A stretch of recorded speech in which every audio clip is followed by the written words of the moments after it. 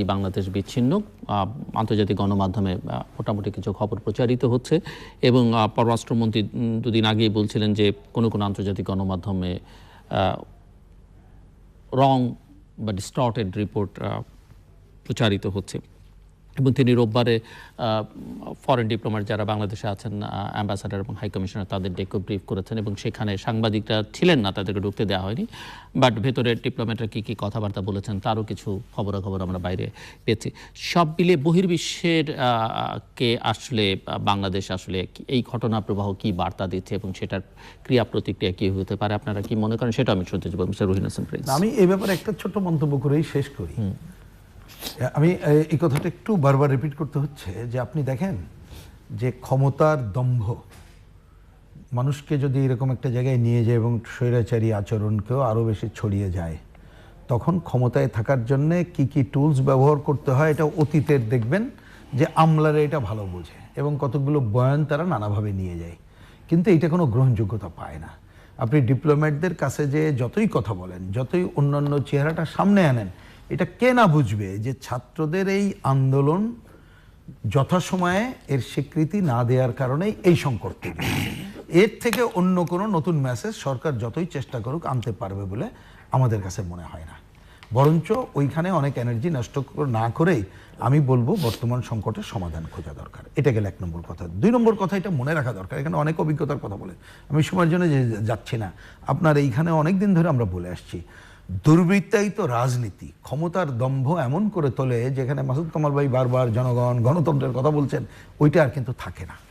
তাহলে ফিরে আনতে হবে সেই জায়গায়।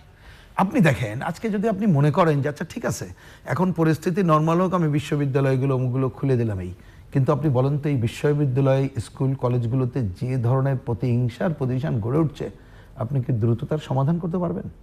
পারবেন না। খুলে দিলে এই ছেলে মেয়েদের সেখানে যাওয়া কতদিন নিরাপদ, কতটা নিরাপদ, সেটাই আমি মানে ব্যাখ্যা না করে এটা বলতে চাইলাম। তাহলে আপনি খালি বললে হবে না যে অ্যাসিওর করলাম, তাহলে এটা অ্যাসিওর করতে গেলে পুরো ডেমোক্রেটিক ব্যবস্থাকে ফিরিয়ে আনতে হবে, আনার জায়গা করতে হবে। যার জন্যে আমরা আমাদের বামপন্থীদের দিক থেকে পরিষ্কার করে বলছি এই সংকটের এখন সমাধানটা রাজনৈতিক। তা রাজনীতির জায়গায় একটা কি, আমরা যদি বাংলাদেশ মানি, মুক্তিযুদ্ধ মানি, তার একটা সংবিধান মানি, তাহলে জনগণের ভোটাধিকার নিশ্চিত হবে। এইরকম করার মধ্য দিয়ে একটা সরকার গঠন করতে হবে, যেটা আমরা বলেছি নির্বাচন ব্যবস্থার একটা সংস্কার করে, হুট করে কোনো কিছু না। তাহলে সেই জায়গাটার মধ্য দিয়ে যদি আমরা যেতে পারি এবং পুরো জনগণকে তার মধ্য দিয়ে যদি আস্থায় আনতে পারি, তাহলে জনগণ যেটা ভালো মনে করবে সেইটার মধ্য দিয়ে আপনি যেতে পারলে আপনি অন্যান্য যে ডেমোক্রেটিক ইনস্টিটিউশনগুলো গড়ে তোলা, শিক্ষাঙ্গনে যেটা আমি দেখলাম ছাত্রদের দাবির মধ্যে আছে নির্বাচনের কথা বলা, এবং ওইখানে মানে আপনি সবকিছুর পরিবেশ নিশ্চিত করার কাজটা আপনি করতে পারবেন। তাই না হলে এখানে মাসুদ কামাল ছোট্ট একটা উদাহরণ খালি দিয়েছে ছাত্র নেতাদের সম্পর্কে, এইটা কে না জানি। এবং এই কথা আমি জাস্ট এইগুলো ব্যক্তিগত আলোচনা বলতে আমার খুব অপছন্দ, তারপরেও বলতে হচ্ছে। ধরেন আমি জানি আপনার এইখানে এমনও আওয়ামী লীগের ছিল না, আমি তা বলি না, 2-1 মন্ত্রীও দেখেছে তিনি আসছেন একা আসছেন কাউকে না নিয়ে, কিন্তু এইখানে দেখবেন এই ধরনের সংগঠনের বড় বড় নেতাদের নিয়ে আসেন, বাইরে যেয়ে দেখবেন তাদের চেহারা কি। তো এটাই তো গড়ে তুলেছে দুর্বৃত্তায়িত রাজনীতি, সেই জায়গাটা তো আপনাকে নিয়ে গেছে। তা আপনি সেই জায়গা থেকে পরিবর্তন করতে গেলে আপনি ওইরকম একটা গণতন্ত্রের জায়গা যেমন করতে হবে, মুক্তিযুদ্ধের ধারার যে লুটপাটের অর্থনৈতিক ব্যবস্থা সেইটাও পরিবর্তনের জায়গায় যেতে হবে। তো একসাথে আপনি সবটা করতে পারবেন না, কিন্তু অন্তত আপনি মিনিমাম একটা গণতান্ত্রিক ধারা ফিরিয়ে আনার জন্য এইটা একটা রাজনৈতিক সংকট হিসেবে আপনি চিহ্নিত করেন। তারপরে হ্যাঁ, মুক্তিযুদ্ধ বিরোধী শক্তি বাদ, তাদেরকে আমরা কখনো বলি না, তাদেরকে বাদ দিয়ে অন্য যারা আছে তাদেরকে আস্থায় নিয়েই আপনি বাংলাদেশকে একটা ভালো নির্বাচনী ধারার দিকে যদি যেতে পারেন, তাহলেই আপনি এই সংকট থেকে আপাতত একটা মুক্তির দিশা পাবেন। না হলে এই সংকট আপনি জিয়ে রেখে আপাতত যতই সংকট করেন, মানে যতই আপনি সমাধানের চেষ্টা করেন, সেটা পারবেন না। আপনি এখানে তুলেছেন বলে কথাটা বলি, সবটা আমরা দেখার সুযোগ হয়নি।